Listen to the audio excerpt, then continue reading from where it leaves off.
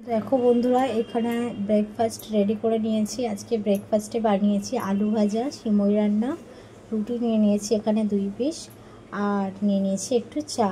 তো চলো, ব্রেকফাস্ট তো রেডি, আর ব্রেকফাস্টটা করে নিয়ে তারপরে রান্নাবান্না করবো। হ্যালো এভরিওয়ান, আসসালামু আলাইকুম। কেমন আছো সবাই? দেখো আশা বন্ধুরা, করছি আজকে সবাই ভালো ব্রেকফাস্টে আছো। নিয়ে নিয়েছি এখানে 2টা রুটি নিয়ে নিয়েছি, আর এটা সেদ্ধ আটার রুটি। খুবই নরম হয়, সেই জন্য আমরা এইভাবেই রুটি মানে খাই। আর এটা বোঁদে আছে, কালকে সিমরার বাবা রাত্রি নিয়ে এসেছিলো। আর এখানে কালো জাম মিষ্টি আছে, আর এখানে একটু চা করে নিয়েছি। চা তো আমার লাগে, তো চা করে নিয়েছি। তো চলো চা মানে খেয়ে নিই মানে সকাল থেকে আর কি সব টিফিন হলো। মেয়ে স্কুলে গেছে, ওর বাবা অফিসে পৌঁছে গেছে, আর এখন আমি কাপড় মেশিনে দিয়ে দিয়েছি।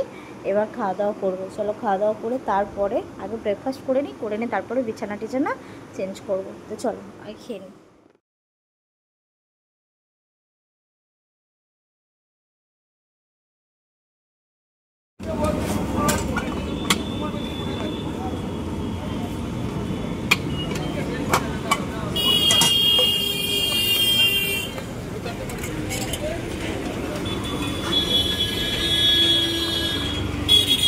প্রথমেই বলি বন্ধুরা, আজকে ভিডিওটা একটু অন্যরকম, কারণ আজকে ভিডিওতে আর সেই সকাল থেকে রান্না বান্না আর সারাদিনের যে কাজগুলো আমি শেয়ার করি সেরকম না। তোমরা দেখতেই পাচ্ছ সন্ধ্যাবেলার ভিডিও আবার স্টার্ট করেছি আমি। আর ব্রেকফাস্ট করার পর হঠাৎ মার বাড়ি থেকে ফোন এলো। তো আমাদেরই এক খুব কাছের মানুষ আমাদের ছেড়ে চলে গেছে। তো ফোনটা আসার পরে মানে ফোনটা এসেছে 11টা নাগাদ। তো ফোনটা আসার পরে আমি মার বাড়ি গিয়েছিলাম। তো ওখান থেকে রাত্রির 11টা, সাড়ে 11টা বেজে গিয়েছিল আমাদের ফিরতে। আর ওটা ছিল বুধবার, আর মঙ্গলবার আমাদের একটা বিয়ে বাড়ি ছিল, আর সোমবার দিন আমি একটু শপিং করেছিলাম। তারই কিছু কিছু অংশ তোমাদের সঙ্গে শেয়ার করব বলে মানে শ্যুট করে রেখেছিলাম। কিন্তু কোথাও একটা তার আগের দিন থেকেই আমার মনটা ভালো ছিল না, মনটা খুব খারাপ লাগছিল, ভিডিও শ্যুট করতে ইচ্ছে করছিল না। আর যেন বারবার মার কথা মনে হচ্ছিল। তো ফোন করে একবার মার বাড়ি জিজ্ঞেস করলাম, মা ঠিক আছে। তো তারপরে আমরা বিয়ে বাড়ি গেলাম। বিয়ে বাড়ি থেকেও মানে বেলা 12টা, সাড়ে 12টা নাগাদ গিয়েছিলাম, আর রাত্রিরে ফিরে পড়েছিলাম। মঙ্গলবারের কথা বলছি ওটা।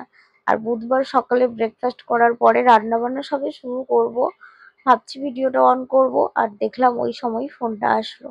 তাই কোনো রকম রান্না বান্না করে রেখে চলে গিয়েছিলাম ওখানে, মানে কোনোভাবে কাজগুলো গুছিয়ে রেখে চলে গিয়েছিলাম। তারপরে রাত্রিরে এলাম। তো যেহেতু মানে বুধবার রাত্রিরে ফিরেছি, বৃহস্পতিবার আর কোনো ভিডিও ভাল লাগছিল না। সারাটা দিনই মনটা খুব খারাপ। একে একে মানে এক এক করে খুব কাছের খুব প্রিয় মানুষগুলো ছেড়ে চলে যাচ্ছে। সবাই দোয়া করবে যেন আল্লাহ তাআলা ওনার জান্নাতবাসী করে, ওনাকে জান্নাতের দরজা দান করে। যদি কোনো গুনাহ করে থাকে আল্লাহ তাআলা যেন মাফ করে দেয়, আল্লাহ তাআলা যেন সমস্ত মাফ করে ওনাকে জান্নাতের দরজা দান করে।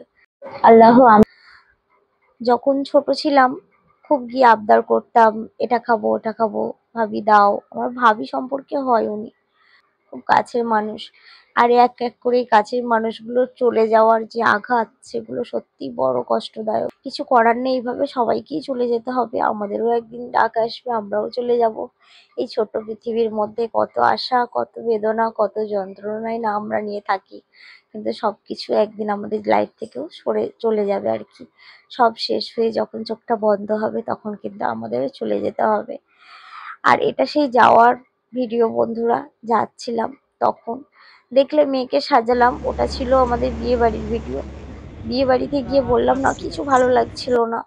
বিয়ে বাড়িতে গিয়ে যেন একটু মনটা ভালো লাগছিল না যে একটু ভিডিও শুট করি। মানে আমার খালা শাশুড়ি মার বড় মেয়ের ছেলের বিয়ে ছিল।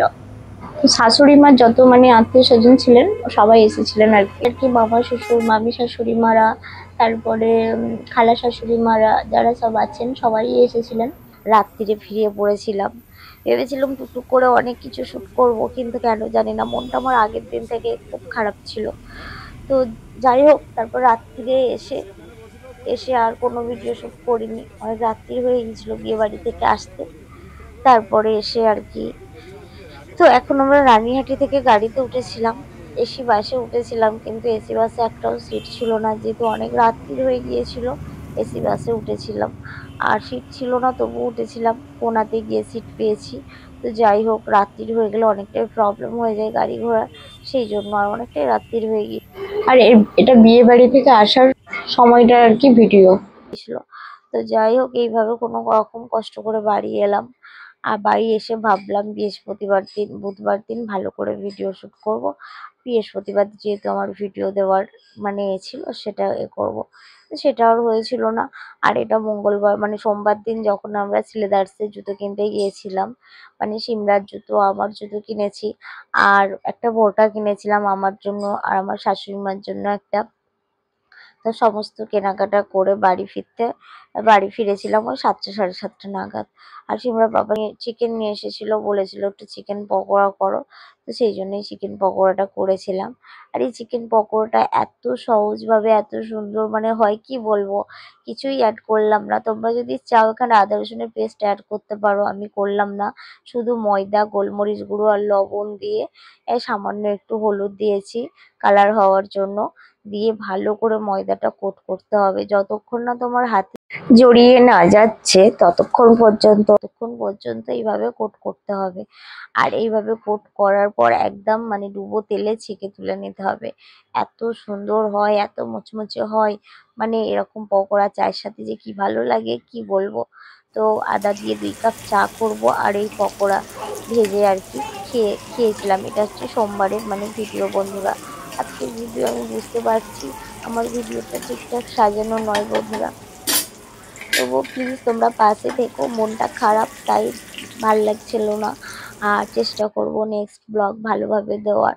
তোমরা প্লিজ পাশে থেকো। ভিডিওটি ভালো লাগলে লাইক করো, কমেন্টস করো। আর যারা নতুন বন্ধু তারা প্লিজ চ্যানেলটিকে সাবস্ক্রাইব করে পাশে থেকো। আর এই দেখো কি সুন্দর মুড়মুড়ে একদম পকোড়া রেডি, মানে চিকেন পকোড়া রেডি। চলো এবার একটু চা বানিয়ে নিই। চা বানিয়ে সিমরার পাপা মানে ওয়েট করছে খাওয়ার জন্য। সিমরার পাপা সিমরা সবাই বসে আছে, ওরা টিভি দেখছে। আর আমি এদিকে পকোড়াগুলো ভেজে নিচ্ছি, নিয়ে তারপরে আর কি খাওয়া দাওয়া করবো। তো এই ছিল ভিডিও বন্ধুরা। মানুষগুলো, এত কাছের মানুষগুলো যখন আমাদের ছেড়ে চলে যায়, এত কষ্ট হয়। সে কষ্টটা কারোর সঙ্গে শেয়ার করার নয়। আর আমার মাটাও অসুস্থ পড়ে আছে, তো ভীষণ মনটা খারাপ লাগে। তো যাই হোক, দেখো এখানে 2 কাপ চা করে নিয়েছি। আর এখানে একটু টমেটো সস দিয়ে আমি ভালো করে প্লেটটা সাজিয়ে নিচ্ছি, আর খেতে যাতে একটু সুবিধা হয়। খুব সুন্দর হয়েছে চিকেন পকোড়াগুলো, জানো তো, খেতে এত মুচমুচে হয়েছে কি বলবো। তবে বারবারই বলছি, কোট করাটা কিন্তু ভালো করে করতে হবে। একদম হাতের মধ্যে চিকেনগুলোকে মুঠো করে ময়দাকে মানে করে দিতে হবে। দিয়ে তারপরে কিন্তু এইভাবে পকোড়াগুলোকে রেডি করতে হবে। আর এইভাবে চিকেন পকোড়া খেতে যে কি ভালো লাগে কি বলবো বন্ধুরা। আজকে ভিডিওটা এই পর্যন্তই রাখি। সবাই ভালো থেকো, সুস্থ থেকো।